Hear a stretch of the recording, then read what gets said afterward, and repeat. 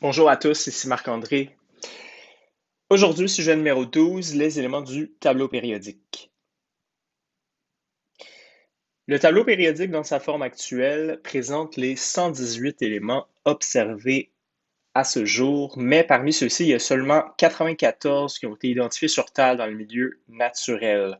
Les autres sont en fait synthétiques et il y a seulement 80 de ces éléments-là qui possèdent au moins un isotope stable. De plus, notons que la plupart de ces éléments se trouvent sur Terre sous forme de composés chimiques dans lesquels ils sont liés à d'autres éléments.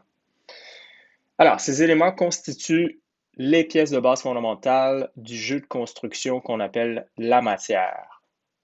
On peut voir que la majorité des 118 éléments sont des métaux qui possèdent les caractéristiques communes d'être malléables, ductiles, bons conducteurs de l'électricité et de la chaleur.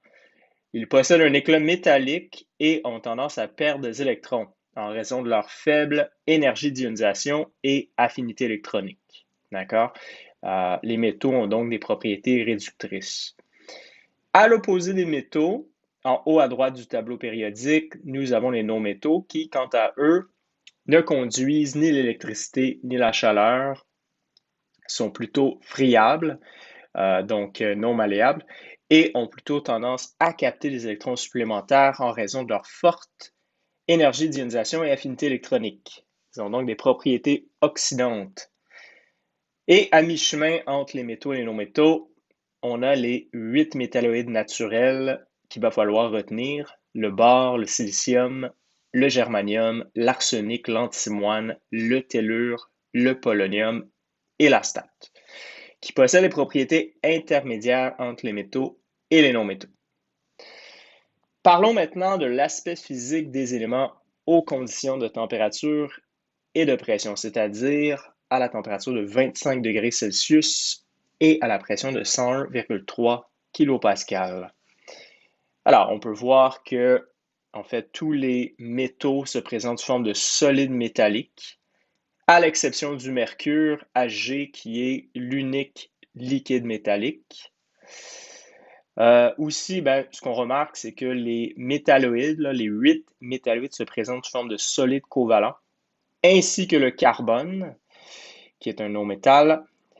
Et on peut remarquer qu'il y a 4 solides moléculaires, donc le phosphore, P4, le soufre, S8, le sélénium, Se8 et l'iode, I2. Et on a un liquide moléculaire, le brome, sous forme de Br2. Et on peut remarquer qu'on a des éléments sous forme gazeuse, notamment l'hydrogène, l'azote, l'oxygène, le fluor et le chlore, qui se présentent sous forme de gaz moléculaire diatomique. Et tous les gaz rares se présentent sous forme de gaz monoatomique. Alors, regardons ensemble ces différents aspects physiques que peuvent prendre les éléments aux conditions ambiantes en plus grand détail. Alors, on sait qu'il y a 2 liquides dans le tableau périodique: le mercure, qui forme un liquide métallique, qui est d'ailleurs très toxique, et le brome, Br2, qui forme un liquide moléculaire, où là, on a des petites molécules de Br2 qui sont liées les unes aux autres par des forces intermoléculaires de faible intensité. Ensuite, les fameux solides covalents. Donc, on a vu qu'il y a 9 éléments qui se présentent sous forme de solides covalents, donc les 8 métalloïdes plus le carbone. Alors, un solide covalent, c'est une espèce de réseau continu à grande échelle où tous les atomes sont liés les uns aux autres par des liaisons covalentes, qui sont des liaisons de forte intensité. Et à cause de la forte intensité de la liaison covalente, la cohésion des solides covalents est élevée.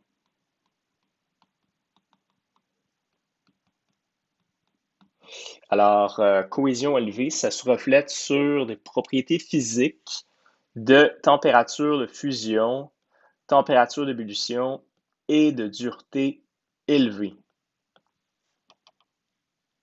Donc, la cohésion indique à quel point les unités de base collent les unes aux autres. D'accord? Donc, plus la cohésion est élevée, plus les valeurs de température de fusion, température d'ébullition et de dureté sont élevées. Alors, l'exemple numéro 1 de solide covalent, c'est le diamant. Donc, le diamant, en fait, c'est une forme allotropique du carbone. Donc, en fait, il y a deux formes allotropiques naturelles du carbone, donc le diamant et le graphite. Dans le diamant, chaque atome de carbone est lié à 3 autres atomes de carbone. D'accord? Pardon, 4 autres atomes de carbone. Alors, on a une structure tétraédrique et ça rend en fait cette structure-là très, très, très solide.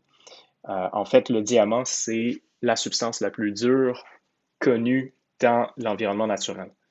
Et le graphite, en fait, est beaucoup moins dur que le diamant. Ce qu'on peut remarquer, c'est que chaque atome de carbone est lié à 3 autres atomes de carbone.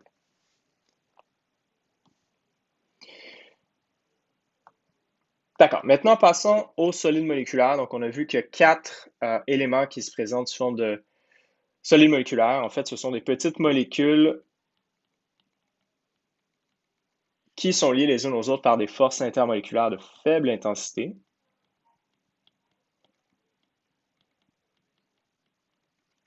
Et vu que les forces intermoléculaires sont de faible intensité, la cohésion des solides moléculaires est particulièrement faible.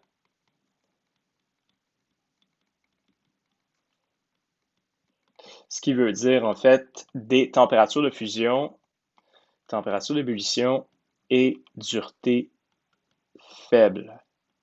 D'ailleurs, l'aspect physique macroscopique des solides covalents, solides moléculaires, pardon, si on regarde les images qu'on a ici, là, on a un aspect plutôt amorphe. Okay? Donc, ça ressemble un peu à du camembert, ce qui reflète la faible intensité des forces intermoléculaires. OK, ensuite, on sait qu'il y a des éléments qui se présentent à l'état gazeux. Donc, il y a 5 éléments qui forment des gaz moléculaires diatomiques. Alors, l'hydrogène H2, l'azote N2, oxygène O2, fluor F2 et chlore Cl2. Et on sait que tous les gaz rares se présentent sous forme de gaz monoatomique. Donc, un atome par lui-même. Puis, les autres éléments du tableau périodique se présentent sous forme de solides métalliques. Alors, je vais vous laisser faire l'exercice ici par vous-même, relativement facile. Il s'agit de classer là, les différents éléments dans les bonnes catégories d'état physique. Évidemment, il va falloir retenir tout ça. Alors, les solides métalliques, pour bien comprendre leurs propriétés, il faut s'intéresser à la liaison qui assure leur cohésion, c'est la liaison métallique. La liaison métallique, donc, assure la cohésion des métaux et elle repose sur un concept particulier, celui de la délocalisation des électrons de valence.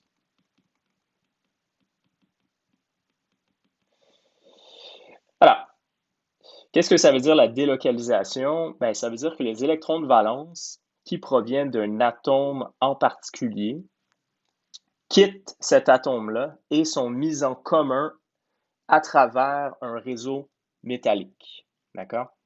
Alors, les électrons de valence délocalisés sont mobiles. Ils peuvent se déplacer dans la maille du réseau métallique. D'accord? Donc, si je prends mon atome de métal et je lui enlève ses électrons de valence, on obtient ce qu'on appelle un cœur d'atome qui est donc positif.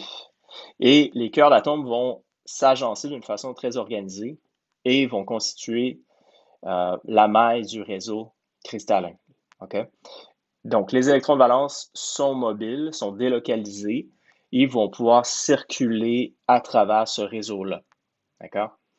Et en fait, la cohésion d'un solide métallique va être assurée par l'attraction électrostatique qui est générée entre les différents cœurs d'atomes positifs et les différents électrons de valence mobiles et délocalisés.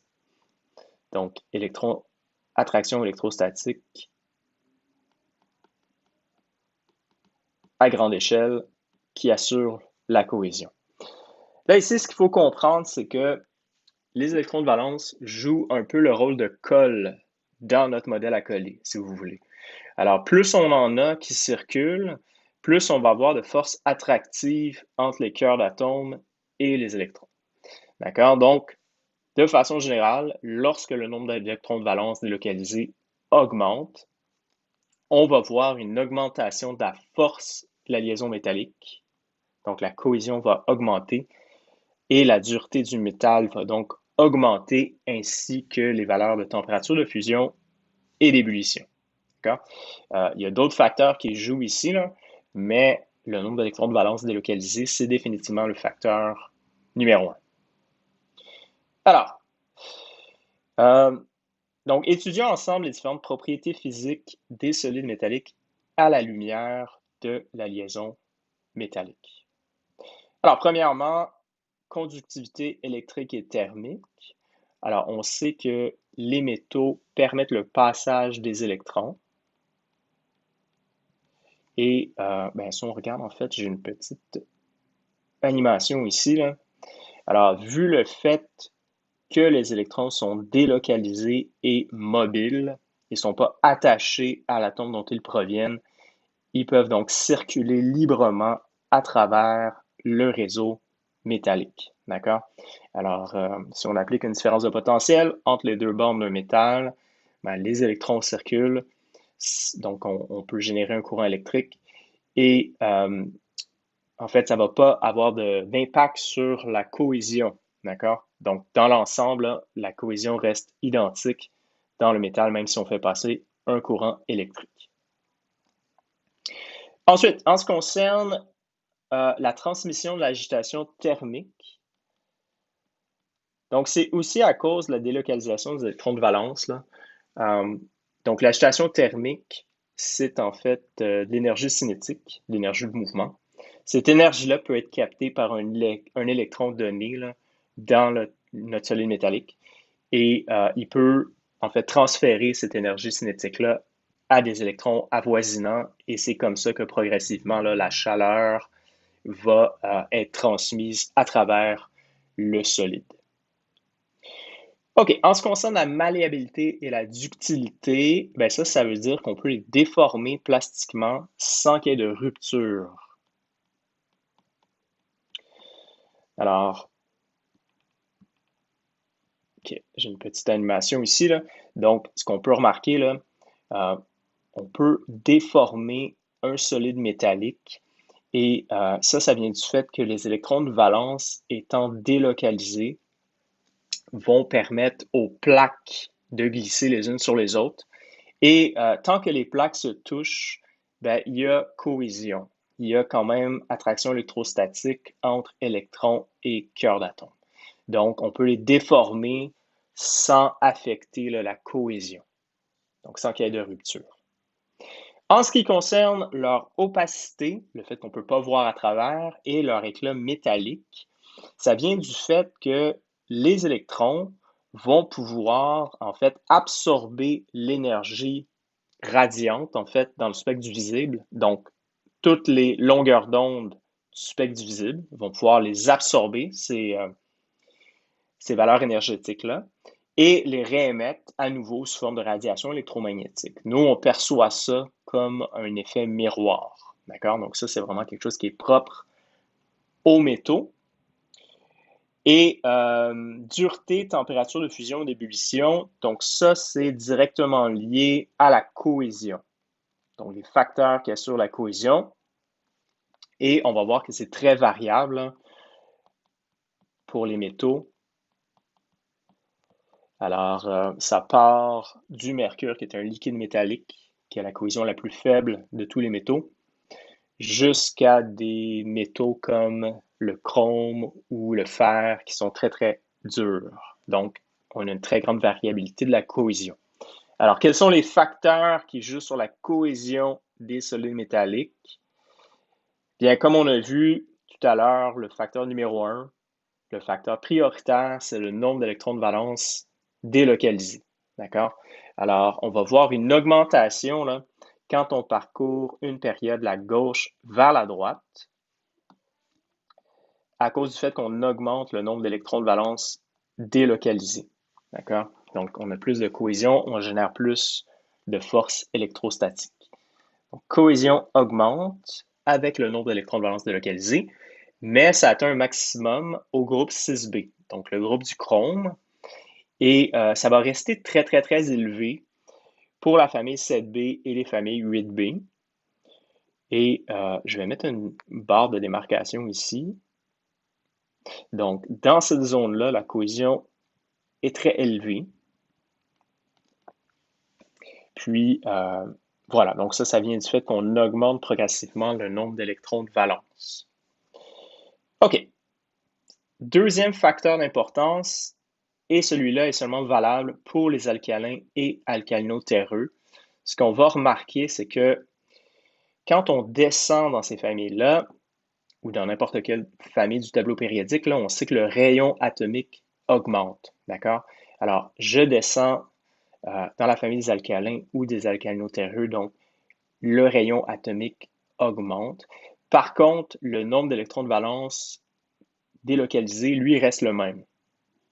Alors, ce qui se produit, c'est que au fur et à mesure qu'on descend, la cohésion va diminuer parce que le rapport électron par unité de volume devient plus faible au fur et à mesure qu'on descend. Alors, donc, je vais dessiner une flèche ici là, pour montrer la tendance au niveau de la cohésion pour les alcalins et alcalino-terreux. D'accord? Donc, le lithium va être plus dur que le sodium, qui est plus dur que le potassium, et ainsi de suite. Donc, même principe pour les alcalino-terreux. OK? Mais là, je vous rappelle là, que le facteur numéro 1, c'est le facteur prioritaire. Okay? Ensuite, troisième facteur d'influence, les métaux fin bloc D et bloc P. Donc, à droite là, de la barre que j'ai dessinée, on va avoir une cohésion qui est relativement faible dans cette zone-là. Et la raison principale, c'est que plus on va vers la droite du tableau périodique, on sait que la charge nucléaire effective, donc la charge qui est ressentie par un électron de valence, augmente. Et ça fait en sorte que les électrons deviennent de plus en plus difficiles à être délocalisés dans le réseau métallique. D'accord? Donc ça, c'est la raison principale pour laquelle la cohésion va être plus basse dans cette zone-là. Deuxième raison, évidemment, c'est que, comme on sait, là, une fois qu'on remplit les orbitales 3D, 4D, 5D, donc à 3D10, 4D10, 5D10, ces électrons-là deviennent plus bas en énergie, retrouvent la couche des électrons de cœur, donc on a simplement moins d'électrons de cœur dans cette zone-là. D'accord? Donc, pour ces métaux-là, la cohésion est faible car l'augmentation de la charge nucléaire effective rend la délocalisation des électrons de valence difficile. Il y a quand même une exception à ça. Il y a l'aluminium qui est l'élément 13. Dans le fond, l'aluminium, lui, à cause de sa petite taille, c'est le plus petit parmi cette zone-là.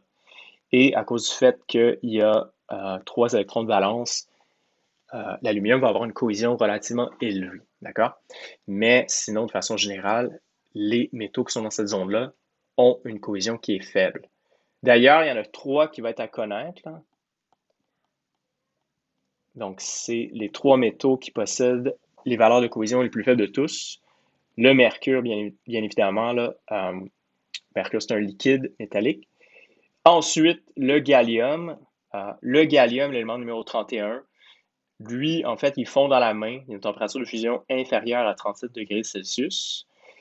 Et le troisième, en ordre de cohésion croissante, c'est l'étain. Donc, mercure, gallium et étain, il faut savoir que ce sont les métaux qui possèdent les plus faibles valeurs de cohésion. Donc, par conséquent, les plus faibles valeurs de dureté, température de fusion et d'ébullition. OK, en ce qui concerne les exercices, je vais vous laisser les faire par vous-même et on va pouvoir corriger en classe la prochaine fois qu'on va se voir. Alors, je vous souhaite une excellente fin de journée. Au plaisir.